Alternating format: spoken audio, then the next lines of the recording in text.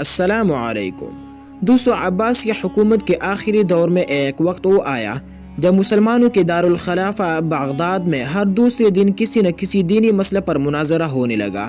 جلد ہی وہ وقت بھی آ گیا جب ایک ساتھ ایک ہی دن بغداد کے الگ الگ مناظرے ہو رہے تھے۔ پہلا مناظرہ اس بات پر تھا کہ ایک وقت میں سوئی کی نوک پر کتنے فرشتے بیٹھ سکتے ہیں۔ دوسرا مناظرہ اس اہم موضوع پر تھا کہ کوا حلال ہے یا حرام۔ تیسرے مناظرے میں یہ تکرار چل رہی تھی کہ مسواک کا شرعی سائز کتنا ہونا چاہیے۔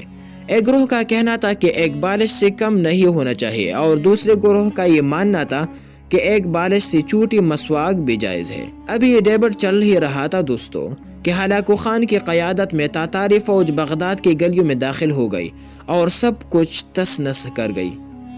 مسواک کی حرمت بچانے والے لوگ خود ہی بوٹی بوٹی ہو گئے۔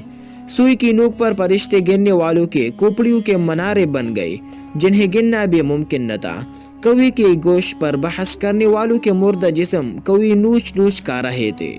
دوستو، آج ہلاکو خان کو بغداد تباہ کی سینکڑوں برس ہو گئی، مگر قسم لے لیجئے جو مسلمانوں نے تاریخ سے رتی برابر بھی سبق لیا ہو، آج ہم مسلمان پھر ویسے ہی مناظرے سوشل میڈیا پر یا اپنے محفلوں، جلسوں اور مسجدوں کے ممبر سے کر رہے ہیں۔